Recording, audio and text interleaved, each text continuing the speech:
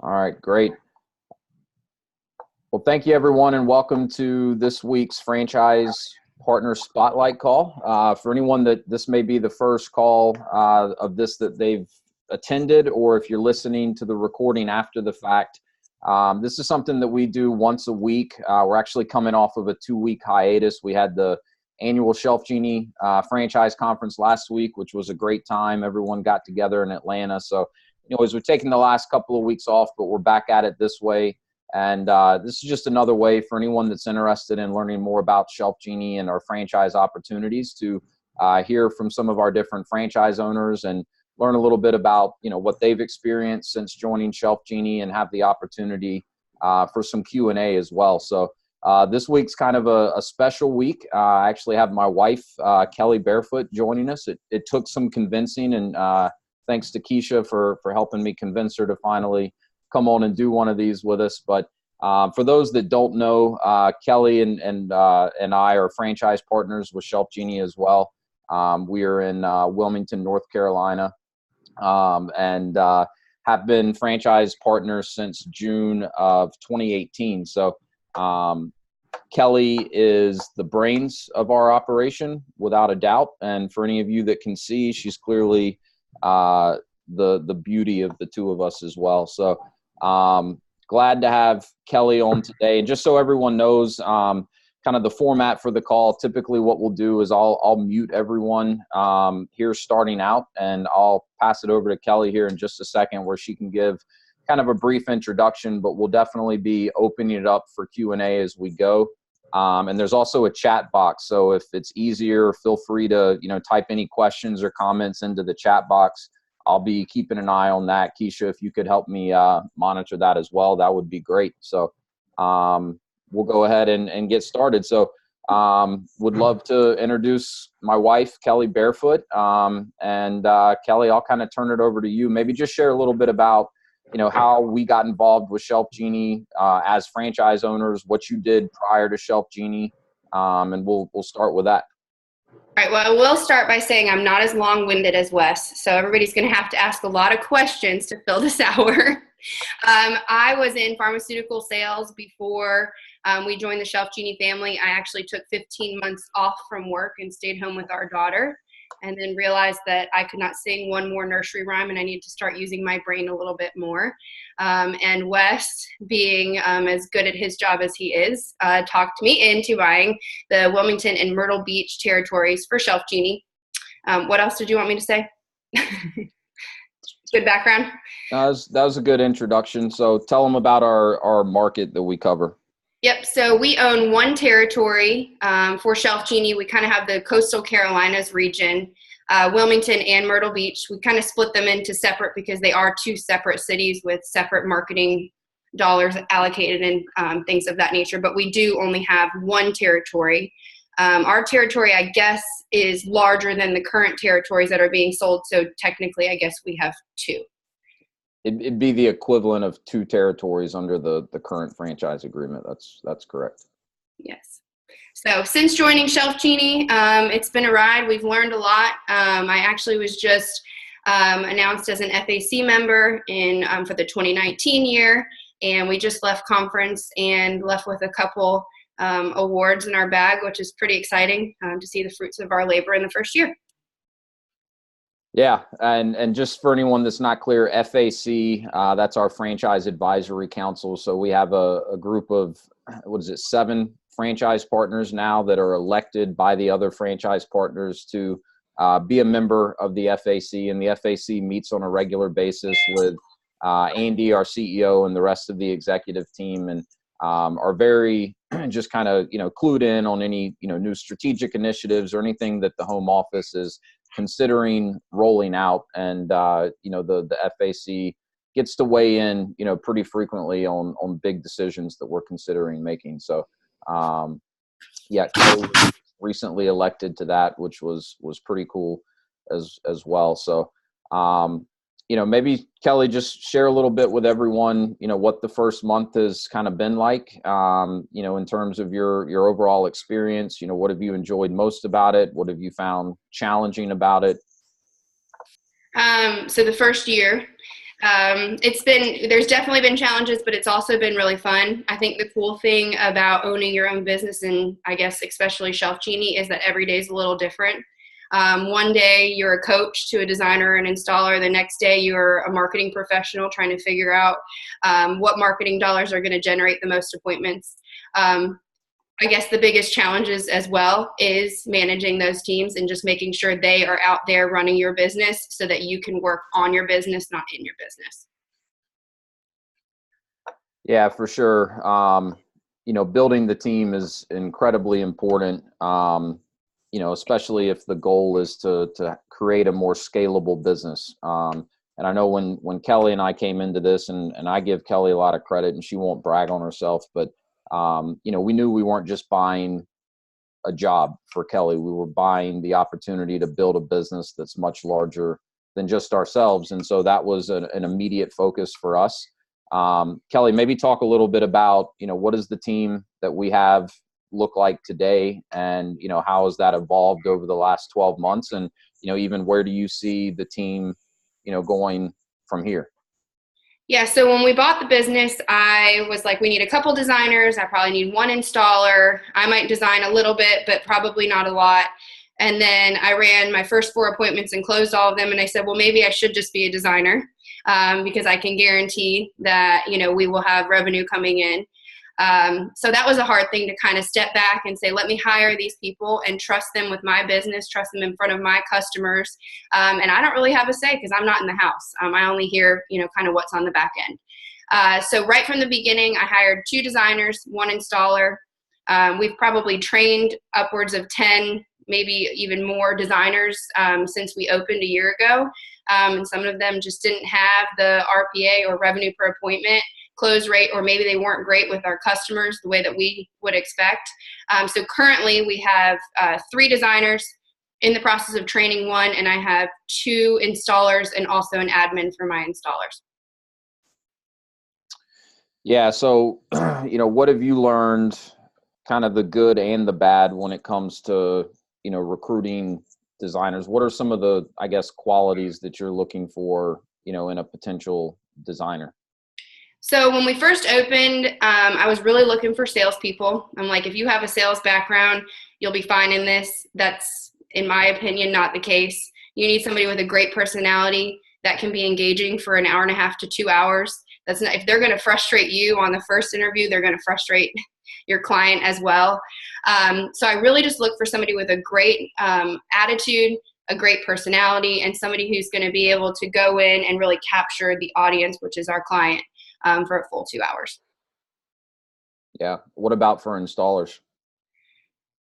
So for installers, again, it's personality, it's customer service. They spend the most time with your clients. You don't, your designer doesn't. They're in there for an hour and a half to 2 hours. Your installer is going to go out, they're going to measure. That's a 15 to 20 minute appointment. And then they're going to be there for hours for the install. And the communication in between, that's on your installer as well. So somebody with great customer service skills, and that's going to treat your business like their own. Yeah. And, the installer is really the last, kind of face that they see, and the one that is there when the client is kind of seeing the finished product of what we've been able to come in and do. So, really what I hear you saying is, you're hiring more so based on personality than skill set. If they've got the right personality, the right, work ethic, if they're going to represent our brand well, we can train them on the aspects of whatever role they're filling, whether that's designer or installer. And I know a question I get pretty frequently working with candidates is, how technical do these installers need to be? The reality of it is, with the ShelfGenie solutions, if you've got someone that's relatively good with their hands and kind of knows their way around a basic, toolkit, chances are we can teach them and train them to be very good installers. What's more difficult to train is, the personality and how they're going to interact with the clients. And, for anyone that's, had the chance to speak one-on-one with any of our other franchise partners, or has joined these calls in the past, or even listened to the recordings, I think that's a pretty common theme that you'll hear with other franchise partners as well, is, you really need to make sure you've got the right, personalities on your team. From there, you can really train them, to be proficient and to exceed expectations in their role. So, one of the things, Kelly, I wanted to make sure we got into a little bit today, is the newest addition to our team. And this is something that a few other franchise partners have done, but it maybe goes a little bit against kind of the traditional 1099 contractor model that most ShelfGenie franchise partners use, where really there's primarily two components of most of our franchise partners teams: the designers and the installers. And most franchise owners use a 1099 contractor commission only model, which is what we do with our designers and installers. But Kelly's recently added another member to our team that's going to be having a bit of a different focus. So could you speak to that a little bit? Yeah, so when we were coming up on our first year, I looked back at some of the goals that I set when we opened, and a lot of them, not a lot of them, but some of them we never got to.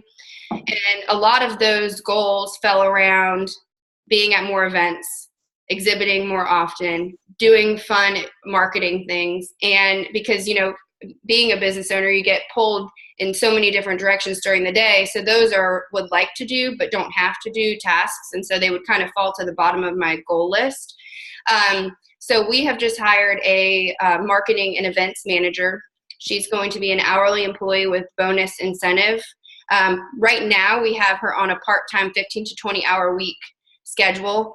But she's essentially going to be going to neighborhoods 55 up communities, and seeing how we can make events or get in front of those residents to generate more business for ourselves. The reason that we came up with this idea for the neighborhoods was we have exhibited before at a event called the One Stop Home Shop. This was right outside of one of our biggest target communities, and it was put on by a closet company. We paid $150 to exhibit at this event, and we generated a ton of revenue from that $150 that we invested. So my thought process is, how can we find more of those? And if we can't, can we create them? I just don't have the bandwidth currently to be an event coordinator as well as a business owner. So that's kind of what Sydney's main role is going to be. Additionally, she's going to help with large home shows, the setup, managing booth workers, those kinds of tasks that take me out of the field for about a week at a time right before a big show, making sure that I've coordinated everything that needs to be coordinated. Yeah, and so that's something that we're very excited about, still relatively new. This is someone we just brought onto our team. They came to conference with us last week, which was really kind of a great way to introduce them to ShelfGenie and kind of get them started. So, we're excited about that. And for everyone that's on the call or even listening in later, everyone's at various stages in this discovery process. So I've had the opportunity to talk with some people more than others. So for anyone that's not aware, at ShelfGenie, most of the franchise partners have, a fairly comprehensive marketing strategy, right? Obviously digital marketing is a big part of what we do. There are some more traditional forms of advertising that many franchise partners utilize. And then in addition to that, things like home shows have always kind of been a staple in ShelfGenie. We have a very visual product. So anytime we have the opportunity to get out and exhibit and kind of, demonstrate how our solutions work, it's a great way to create exposure and get in front of people that would be very likely to have an interest. One of the things I think as a system we've really been discovering over the last, couple of years is that in addition to these, bigger home shows that usually happen in the spring and the fall and run for, a weekend or 3 or 4 days, in addition to that, there's a lot of other smaller events that may be great opportunities to get out and showcase what we can do as well. And the example that Kelly just gave with this one-stop home shop was a perfect example as well. And I know other franchise owners are having success in their markets uncovering some of these smaller events as well. A lot of times they're very low investment, but still have the opportunity to yield a pretty strong ROI. So that's something that we're pretty excited about. And then, kind of along those same lines, because as Kelly mentioned earlier, we own one territory, which is the equivalent of 2 territories the way we do territories today. But even, at the time coming in, buying one territory, I think we were one of 2 or 3 franchise partners that had just a single territory. The majority of ShelfGenie owners at this point, own multiple territories. And, for us, there just wasn't as much, viable territory available in our area.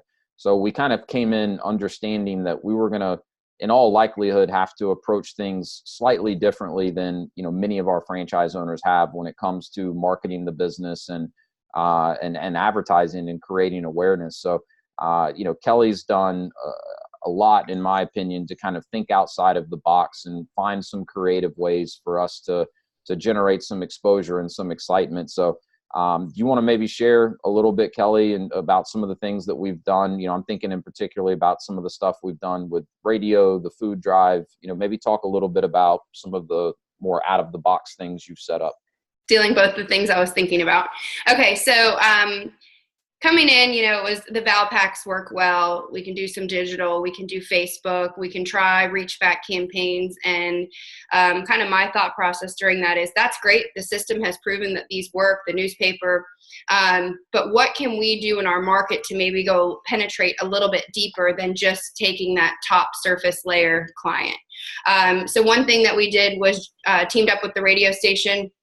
We have an endorser in our market, and we put a couple glide outs in his house, and we pay a little bit per month, and he endorses ShelfGenie. So every time he talks about ShelfGenie, it's live on the radio. I have this in my house. This is how the process was. My designer was Kelly. My installer was Angelo. And he talks about how it's changed his life. He loves to cook, and so does his wife. So that was kind of a big thing. From that point, we had them create a video of the entire process from design all the way to install to his family using the ShelfGenie products that were installed, and it went to their 45,000 Facebook followers. I can't remember the number of views that it had, but we have had customers say, I saw your video on Z1075's Facebook. Other things we've been able to do through having that partnership with the radio is we put on a huge food drive at 2 locations in our market, and it was the same grocery store. We set up our home show display in one, and we had the mobile home show display at the other. And essentially, we created a competition between the 2 stores. We made sure that the stores were in areas where people that were coming in to shop for dinner that night are our clientele.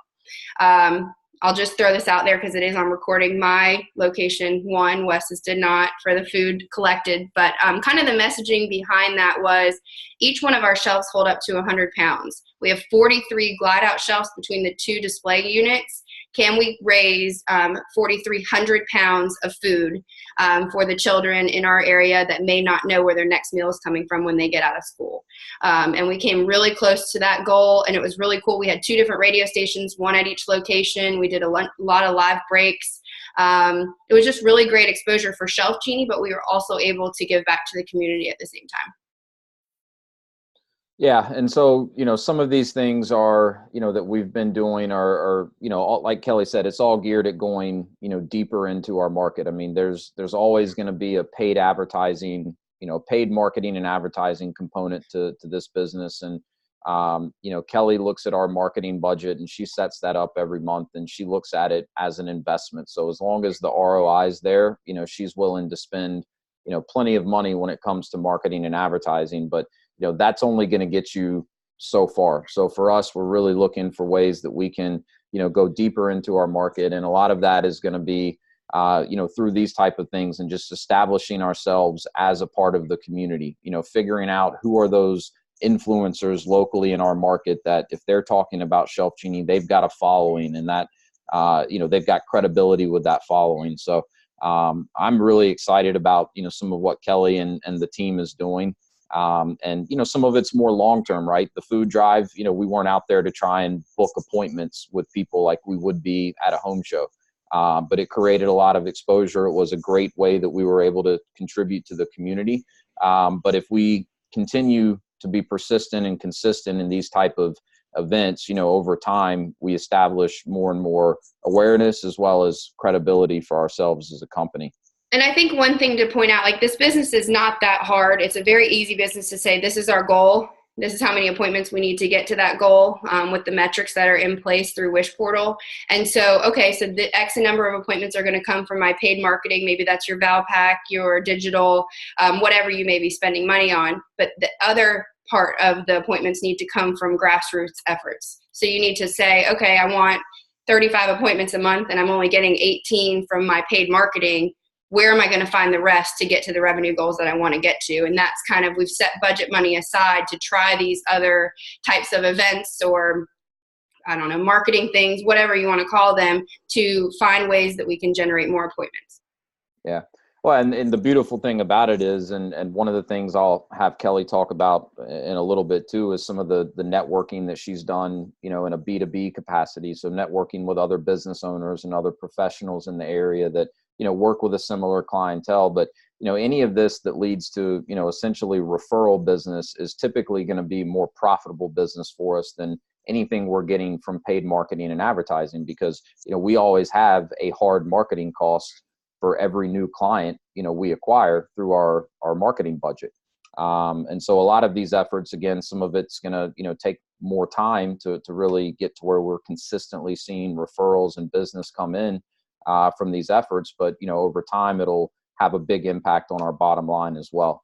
So I'm going to just kind of unmute everyone. I want to see, we've covered kind of a lot here in the first couple of minutes. So I want to see if there's any questions from anyone, and feel free to put them in the chat box as well. But I think I've got just about everyone unmuted here. So does anybody have any questions, or would anyone like Kelly to expand on anything that she's talked about?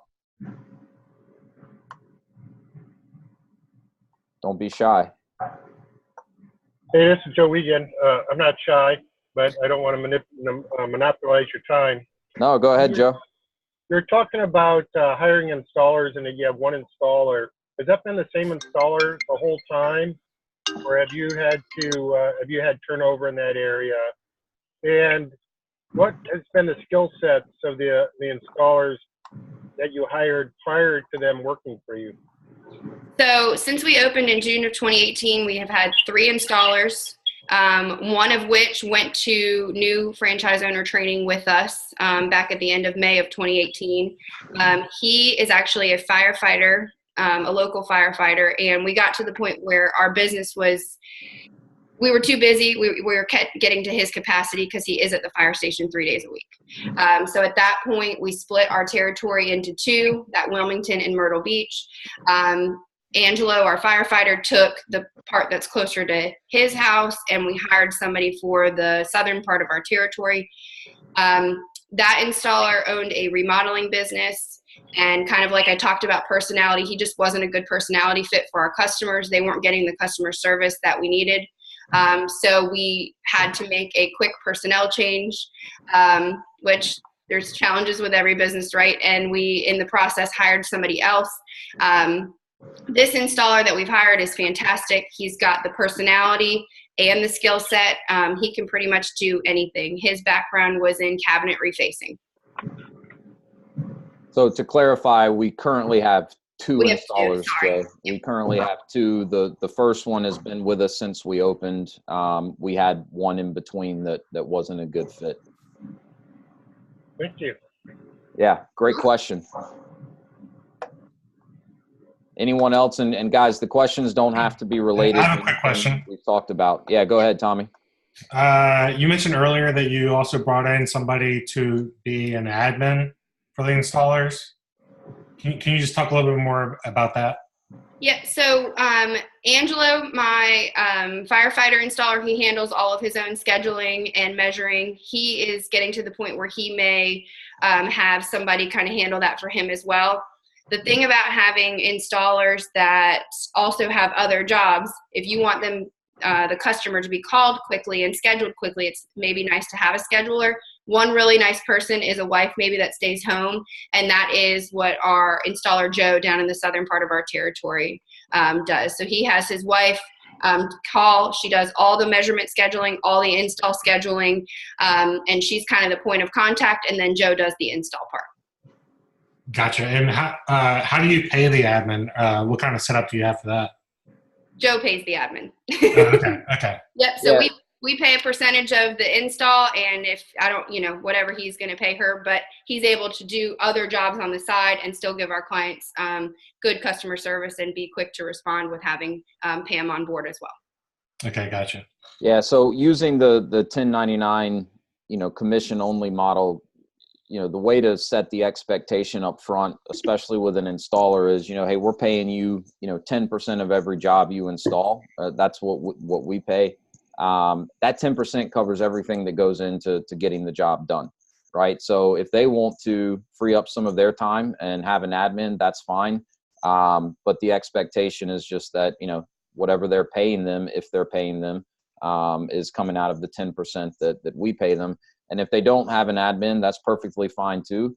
And we've made it very clear what the expectations are on our part as far as how quickly they reach out to someone, how quickly they get things scheduled after having a job assigned to them, how quickly they're out there doing the actual install once they've received the delivery. So, like in pretty much any recruiting, regardless of what the business is, and in our business, whether you're talking designers or installers, it all comes down to setting the proper expectations up front. If you do that, then, chances are you're not going to have, too many issues. Where I've seen franchise owners get into trouble is they don't set the right expectations up front. Then they're fighting an uphill battle when it comes time to start holding people accountable. Mm-hmm. One little thing I would add, if you do have an installer that would decide that he would like an admin to handle his phone calls and scheduling, even though they're not one of your 1099 employees, I would very highly recommend at least taking them out to lunch and meeting this person before they start contacting your clients. Yeah, 100%. I mean, they're representing your company and the ShelfGenie brand. So, I would even say, you're going to vet them the same way you would a designer and installer. And Joe, our installer, whose wife does the admin for him, she came to conference with us last week. So, she was there participating. So we feel strongly that she's a good fit, even though she's not even a 1099 contractor with us officially. So, hey Wes and Kelly, hey, I have a question. Hey, Sanjay. This workflow for all these activities happen in the Wish portal, is it? So from the time you receive a call from a customer to kind of scheduling the designer install, and then so the reason I'm asking is, how do you measure? Yeah, so once a potential customer or a lead calls into the business support center, that lead is now in Wish portal. Once they book an appointment with whatever designer is first in your order of merit, they will get a email. You've been assigned an event. From that point, the designer is going to go out and run the appointment. There's things that they have to do to be able to keep up with their 5-star score, and that's all put into Wish portal. Once they sell the job, I get a notification there's an opportunity pending. I assign the installer gets reached out to via Wish portal as well. They'll say you've been assigned an install, and we can see when they make contact, if they've tried to contact and can't, actually get the customer on the phone to schedule, and then we can see when the measurement was scheduled from the time that the order was approved, and then so on and so forth. Does that answer your question?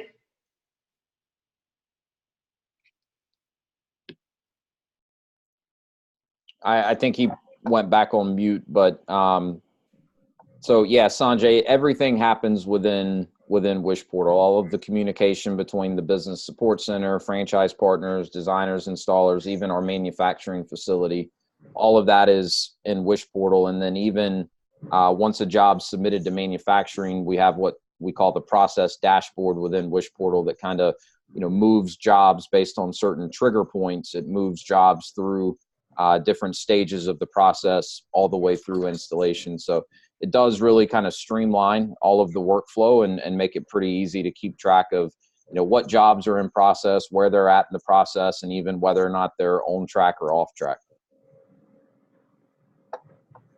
So I got it. Yeah. So can you hear me? Yeah, we can hear Now you we now. can. Okay, perfect. Yeah. Just to follow up, and this is typically on this referral business you talked about, which is, part of the outside the box, which is not the regular ones.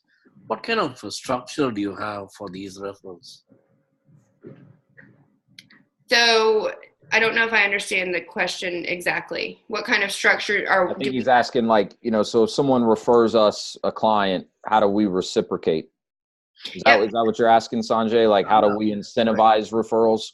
Correct, exactly. Yeah. Okay, so we have a whole referral program in place. Essentially, we have them sign a referral agreement with us, and we will pay them a percentage of the job or a set amount if the jobs close.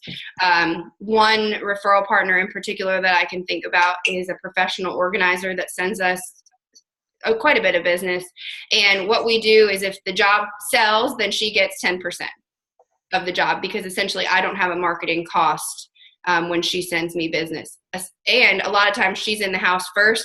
She kind of makes the recommendations, and it's a very easy design. And by the time we get there, they've pretty much already decided they wanted it. We just have to, make the design and SketchUp and things like that. Somebody who's maybe just sending over referrals but not actually seeing the space before, we would pay them less percent of the job. Okay. And I'll add to that. That's a great question, Sanjay. I'll add to that. Like, there's nothing written in stone that, like, you've got to pay a 10% referral fee to someone. And I think we've learned the hard way once or twice. If you're talking to someone about a potential referral partnership, just ask them first what they would expect, because I think in some cases we've led with, hey, if you refer someone to us, we'll pay you 10% of whatever they buy. And they would have been happy with like $50 or a gift card or something. So a lot of bigger organizations, closet companies that you would want to kind of make a partnership with, they a lot of times already have a percentage in mind. And so now when we set them up, not with the professional organizer, but these larger companies, they don't have much wiggle room in what they're allowed to offer for referral. So one closet company in particular, I let her lead, and her percentage was 3%. So it kind of varies from referral partner to referral partner. Yeah, and you'll even find that, some of these, potential referral partners, you have this conversation with them and they'll say, I don't want anything. I just want to know that if I refer one of my clients, that they're going to be taken care of. And that's all they really want. And that's, again, where I think, really working hard to establish, our company and our brand as a staple in the community.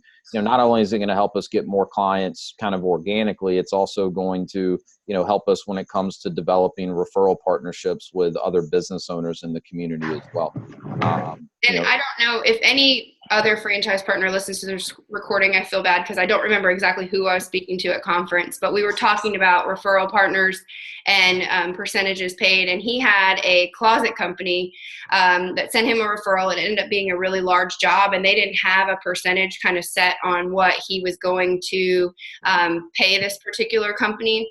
And the job sold, and he's like, I just wrote them a $1,200 check and I mailed it to him. I didn't make any comment on it. And he's like, I haven't had to pay them since, because that was just such a big gesture that now they just have this partnership back and forth. So that's another thing to think about as well. Sometimes sending a little money out might get you more referrals later, even though you don't have to pay for the other ones. Yeah. So I guess the moral there is there's no, set way to do it. The key is that you're out meeting these people and having these conversations. And, one of my favorite things about this business is there are so many angles that you can work from a referral standpoint. I mean, it comes down to making it a priority and finding the time to get out there. And, that may be a good segue, Kelly, into talking a little bit about some of what you've been able to do from a B2B networking standpoint and some of the groups that you found and so forth. Yeah. So, I mean, you could go kind of crazy with all the networking. You could spend your entire week at networking meetings. So I think it's very important that you find groups that are very good at referring business back, not just you referring business out. One group that's been really good for us is actually through the Chamber of Commerce in a community that we really like to be in, down in Southport, South Carolina, the Chamber of Commerce down there. And I actually found out about this group because I did that one-stop home shop, and I said, how do I get more jobs in this community? And they said, join the Chamber's Business Connections group. So it's a 1-hour meeting. You don't pay anything to be in it if you're a chamber member. You get about 30 seconds to stand up and say, this is what my business is. This is what I'm looking for as far as referrals go. And then they track referrals throughout the year. So you're not paying any referral fees. You just have to show up. We've gotten quite a bit of business from this referral group. But it's more just, hey, we're all together once a week. We're friends. I'm going to send you business. You send me business. And then the whole thing is tracked. Every time there's a close of business, we track it to say, this is how much we referred through the group for an entire year. What was the number for last year? Or maybe it was $1.4 million. And there's only about probably 20 to 45 people, depending on the week, that come to this group. But there's probably like a core 20 that are there every week. So between the members last year, they referred $1.4 million worth of business amongst each other. And so, those are the type of groups where, people take it seriously. They understand why they're there. And there's a lot of those opportunities out there. I think the thing to point out about this group in particular, and I know they're in every market, they can't just be here, is majority of the members that go to this Business Connections group are in St. James Plantation, which is this huge neighborhood that every time we go in, we pretty much sell. So they have connections within the neighborhood. I have connections within the neighborhood, and that's why it works so well, because we're all trying to get in the same community. I have a few more follow-ups, but I'm going to wait for the rest to ask. I don't want to take this show totally. Okay, that's Ask fair. away. So one question is, if you have 40 appointments in a month, what is the right, in your opinion, what's the right amount of designers you want to have to take 40 appointments? You don't want to have 8 people because not everybody is going to make money. You don't want to have one because, so what in your opinion is the right things? That's Wes, can you mute? I don't know. Noise. Yeah, I'll mute everyone else. Okay, sorry about that. So that is kind of the $1 million question, and I think it's going to depend on what your team looks like, what their availability is, what their performance is. We, in our market, are very big on performance. So if you're not performing at a certain RPA, you're not getting appointments. I learned the hard way that I stopped recruiting because I thought that I had the right number of team members, and then we got a pop, and they don't want to. It's hard because you have 1099 contractors. They don't want to work 40 hours a week. So you have a huge month with appointments, and then you have people that you're having to kind of coax into taking appointments. So from that point forward, I never have too many designers. I'll find more appointments if they want them. Okay. So do you have this kind of bottleneck of your designers canceling appointments, feeling that it's not worth doing this? No, we don't allow designers to cancel appointments. So they actually get dinged on their 5-star if they cancel appointments. But kind of my rule of thumb is if your calendar is open and an appointment comes in, you are required to run it. You can block your calendar for 4 months. I have a designer who takes 4 months off and lives in Mexico. That's fine. But if your calendar is open, you're required to run that appointment. So your designer does not call and talk to the prospect as to what is the job that they're expecting to get prepared before they go in? So we do call. We always call and we introduce ourselves and we find out what the customer's looking for. Are they looking for a base cabinet? Are they looking at pantries? One thing I can just say, and you learn this as you get in the business further and further, there has not been one client that we have gone into the house and presented a price and they say, that's exactly what I thought this price was going to be. There's also been not one client that on the phone, they say, I'm looking at one cabinet and I sell them one cabinet. So, I have one example. I had one of my designers call me. She said, I don't want to run this appointment. It's in a trailer. I don't want to run it. They're not going to buy anything. And the client spent like $9,000. So we don't pre-qualify in our market. We've already paid for the appointment. You're going to go run it if it's on your calendar. That's kind of our rule of thumb. What is the split between commercial and residential business? In our market, I would say majority is residential. We don't do a ton of commercial, but I think there's a lot of opportunity. Thank you. I think I'm good. And there are some franchise owners I know that have done, more commercial work than others, but, system wide, without a doubt, we're very heavy on the residential side, not a ton of commercial. I agree with what Kelly said. I think there's a lot of opportunity as a, system to get into more commercial work. Our biggest differentiator when it comes to the actual products or solutions that we provide is our ability to highly customize everything that we do. And, I think in some commercial settings that becomes less desirable. The customization is not as much needed if they're buying in quantity, they're looking for volume pricing, et cetera. And that's not as good of a fit for what we do. But there's certainly commercial opportunities where, a high level of customization, the whole experience that we're able to provide, makes sense as well. I know franchise owners have done doctors' offices, lawyers' offices, orthodontists, that sort of thing.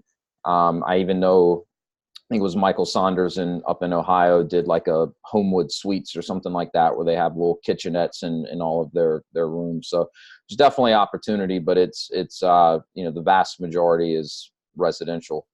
Our solutions sell. So if you have a good design, the price shock kind of goes away because they've fallen in love with the design. So I think the hard thing would be in a commercial setting, like Wes said, is if they're looking for 50 rooms and then you give them a price, they say, well, I'm buying 50 rooms. So what kind of discount can you give? I don't think that they would be sold on the design as much.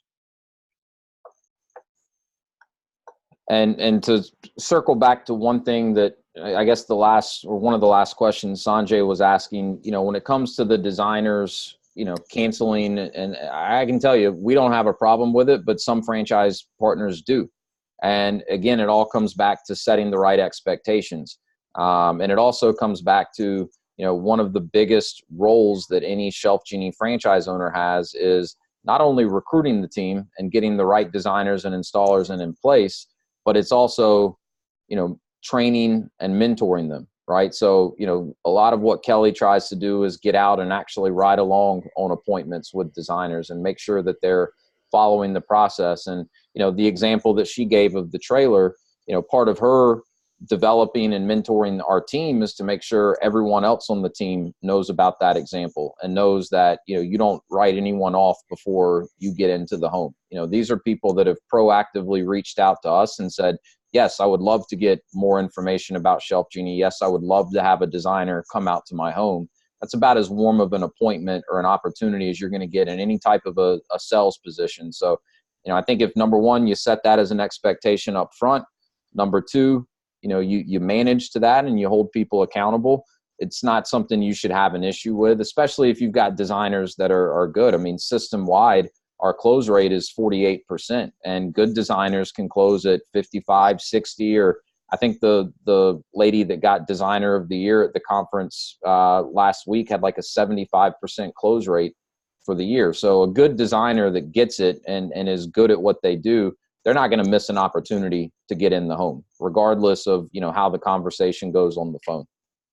Yeah. And another thing just to kind of throw in there, I count moving appointments as canceling appointments as well, because if a customer has called in, they've booked, they're excited, it's for, today's Thursday, they're excited for Saturday morning, and you call them and say, hey, I actually don't work Saturdays. Can I come on Monday? Well, maybe Saturday was the only day that you could come out. And we've seen it happen, and it's the same as canceling, because you just have kind of ruined that relationship from the beginning, in my opinion. Yeah. And it's not to say that there's not going to be an exception here and there. We had a designer whose grandmother passed away, a few months ago. She had to go up to Massachusetts. Like, we just reassigned some of her appointments to someone else. We didn't end up canceling or rescheduling on anyone, but, things are going to happen. So you just need to make sure that you've got the type of culture within your team where you can communicate with each other and you've got people that can back each other up. So great questions, Sanjay. I'm going to unmute. Are there any other questions? Is there anything else that this is probably not that big of an issue, but I'm curious, what kind of process do you guys have in place for when there's bad weather?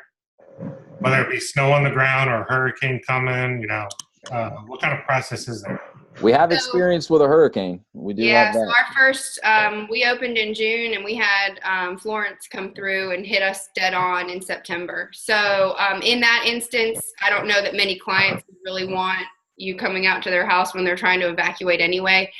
We had the business support center call and immediately reschedule those and just saying, you know, that we're closed because of bad weather, but the whole town was closed. I don't really have a weather policy as far as snow because I don't remember the last time we've had that, but I mean, obviously we don't want designers or installers on the road when it's going to be dangerous conditions. So you would just have to kind of put something in your market. Okay. Yeah, and one thing to go along with that, like both of our installers, you know, we have it set up so that when we've assigned a job to them and that order ships for manufacturing, it's going straight to them, and they're responsible for receiving the delivery, you know, making sure everything, storing the materials until they go to do the installation. And you know, so they each drive pickup trucks, right? So usually they would either transport it in the cab of the truck if it's a big enough order where they've got stuff in the bed of the truck. You know, they each keep, you know, tarps and bungees and everything ships. It's all wrapped in plastic as well. But, you know, they are prepared and have the supplies on their truck to make sure that, you know, if they are driving through rain or something like that, we're not going to have to worry about product being damaged in the process. What kind of insurance do we need to take essentially to take care of any damages from the time it leaves the factory till the time it gets installed in the customer's place? How is this covered? So if there's damage from shipping, our installers are, it's their responsibility to check in every single glide out that comes. If there's damage from shipping, we put a claim in with Go Manufacturing and they handle it with your freight company. If it's damaged from the installer to the house, that would be the installer's responsibility to either reorder or fix in the field. And I mean, once it's installed, we have a lifetime warranty if it's something that happens, you know, from normal wear and tear to the product. We do carry insurance, but I can't remember what the limits are on it. And then both of our installers have insurance too. If they were to blow through like a sidewall or something of a cabinet, we have insurance for them as well. Yeah, so we have general liability insurance. I don't remember what the coverage levels are either, but our franchise disclosure document specifies, you know, what the minimums are that anyone getting into business would need. And I have documentation I can provide to anyone as far as the specifics. But, you know, we have a pretty basic general liability policy. Our installers each carry their own workers' comp policy. Again, you know, that's a prerequisite. That's an expectation that we set up front before ever bringing an installer on board. And, you know, for them and the type of work that they're doing, they're not on ladders, they're not on roofs. It's very affordable. It's not cost prohibitive for them to do that. And I mean, every geographic region is going to be different, and, you know, the size of your business and so forth is going to determine how much you pay in insurance. But I mean, I want to say ours was under $2,000 for the first year that we were in business or something like that. So yeah, it all has to do with the revenue. So your first year you would guesstimate how much revenue you would do, and then every year you have to kind of submit what revenue you're doing, and then they'll come back with what your premium is. Thank you. Hey guys, this is Doug. I apologize. I missed the first 10 minutes or so of the call, so if you already covered this, I can catch up later. But first question being, can you talk? Hey there. Sorry about that, man. No, you're good. You just missed the best part. I figured. I just tuned in when I was hearing about everybody getting awards. Can you share a little bit about maybe the vetting process that takes place when a customer calls into the call center? You were talking about, you know, the 48 to 50+% close rate. My guess is there's a pretty good vet process that takes place setting up the appointment. One, and two, can you talk a little bit about how the callback and warranty process works? For example, you have an installer do a job, 6 months later, 9 months later, somebody's calling back and there's a little bit chunk of work to be done, and it's a 45-minute drive from installer's location, or maybe the original installer is no longer with you. Can you maybe talk about how all that's covered? Yeah, so the first question, the vetting process, just like we don't pre-qualify, the BSC, they're going to pre-qualify a little bit, but not on price.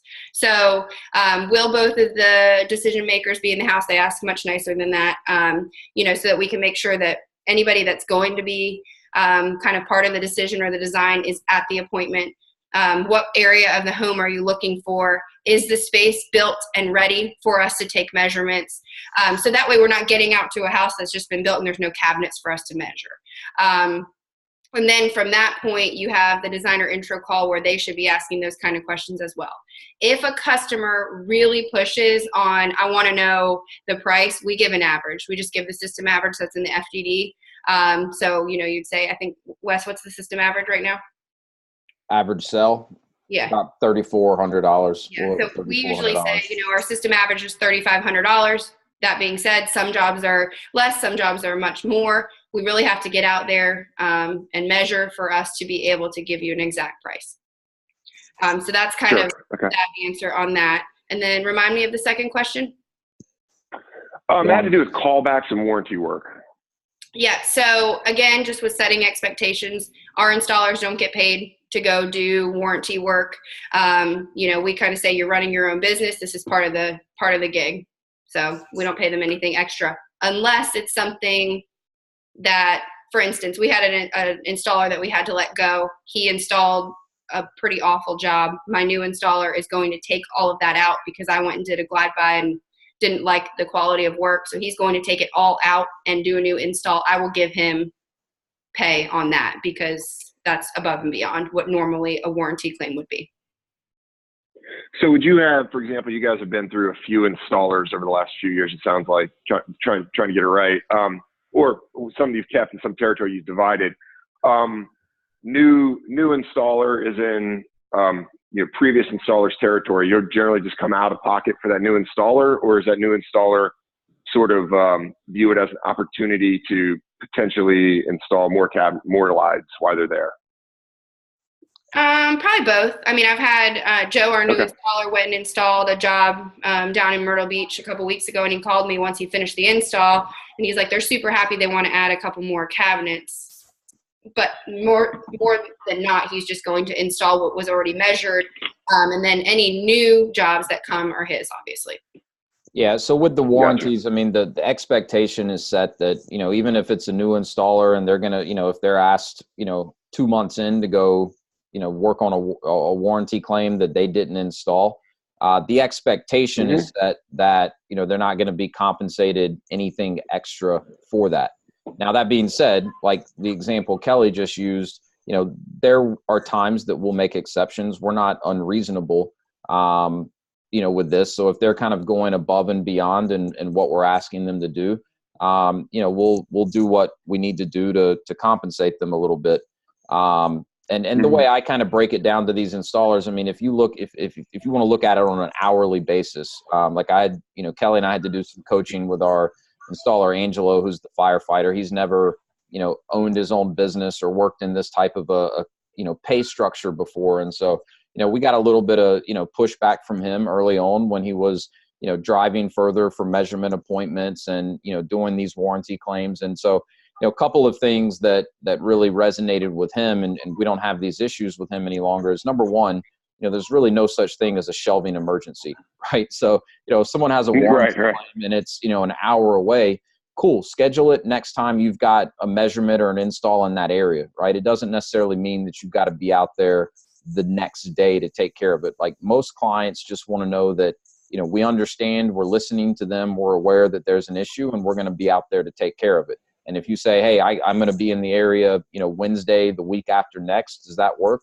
9 times out of 10, they're going to be like, yeah, that sounds great. We'll see you then.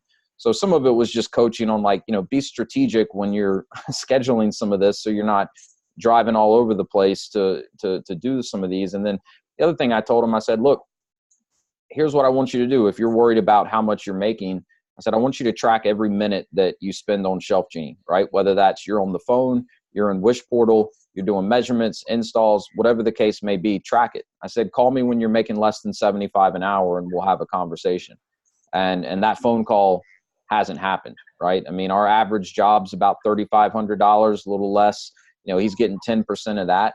The install itself, or even an average installer on a $3,500 job, that's probably 3 hours max of their time doing the actual install. So and as they do it for longer, they'll get more and more proficient. Our guy Angelo can knock out a $4,000 job in an hour and a half. So not all the time, but sometimes. Yeah, it's doable. So the money that these guys can make is pretty good. The other thing, especially like with our guy Joe that comes from cabinet refacing, he's had his own businesses in the past, and a lot of times these guys that are really good with their hands, they're not great sales and marketers. So if they've owned their own business in the past, usually what they've really struggled with is going out and getting new business and selling it. So these installers, they don't have to do any of that. If we assign a job to them, they're getting paid for the time that they put into it. And a lot of them just love the simplicity of, they just need to show up and do what they're expected to do and be respectful to the clients. They don't have to go out and sell anything. So those are all things that you can kind of keep in mind, and make sure that you're explaining to these prospective installers when you're talking to them, and helping them understand the opportunity. Gotcha. Thank you. You're welcome. Does your installers and designers, have a kind of a ShelfGenie uniform when they go in for all these appointments? That's something that's kind of different from location to location. We have ShelfGenie polos. Some are green, some are blue. I recommend that they wear those. At the beginning, we were dressing in business professional, or I guess business casual clothes. A lot of clients are in their workout clothes when you come in. And for me, I felt like we were overdressed to be in somebody's house at 9 o'clock in the morning when they're having their coffee, and it maybe made them feel a little uncomfortable. So I took our dress code down a little bit, but every market would be different. We do live at the beach. Yeah, but our designers and installers are wearing ShelfGenie branded polos when they go in. It's a good question.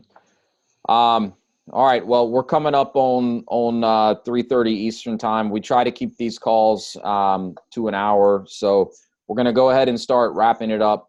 Thanks to everyone that did call in. Really appreciate the questions. That's what these calls are all about, is helping you guys get answers to your questions and hopefully get some valuable insight from different of our franchise partners. So Kelly, maybe just kind of wrap up by sharing any advice that you give to anyone that's kind of at this point where they're, evaluating, getting into business for themselves, whether it's ShelfGenie or anything else. I mean, I know we definitely had some nerves going into this, even though, I was already working for ShelfGenie and we had some familiarity with the business. It was still, a scary thing to do. So what advice would you give to anyone that's, kind of at this position where they're evaluating ShelfGenie, likely other opportunities? Yeah, so I think the first is, I think ShelfGenie is really cool, but we live and breathe ShelfGenie. I think you need to look at the system that you're buying and the process and what you want to do on the day-to-day basis. So for me, I wanted to coach and mentor. I didn't want to be a salesperson. I've been a salesperson before. So that's one thing. The next thing is you are buying into a system, but you're also buying yourself. So there's so much that the franchise system is going to give you, but then you have to just take that and run with it, and kind of just be ready to hit the street. And the first, it might be bumpy at first, but if you do something and it doesn't work, just throw that out and start over with something else. So I guess those would be my two pieces of advice to somebody that's looking at a new business. That's good advice. All right, Kelly. Well, thank you for finally coming on and doing one of these. And thanks again to Keisha for actually convincing her to do it, because I couldn't. So I hope this was helpful for everyone. If you'd like to connect with Kelly, you can connect with her on LinkedIn. This is her email address as well. She's happy to have one-on-one conversations. So some of you on this call are at the point where you're reaching out and scheduling some one-on-one calls with franchise partners. So if you'd like to talk more with Kelly or pick her brain on anything, feel free to reach out. For others that may not quite be at that point in the process, you'll continue working with me and we'll have that opportunity shortly. So again, thanks to everyone for calling in. Really appreciate your time. Kelly, thanks again. I hope this was time well spent for everyone, and hope everybody has a great rest of their Thursday. Thank you. Thanks, guys. Thank you, folks. Thank you. Thanks, everybody.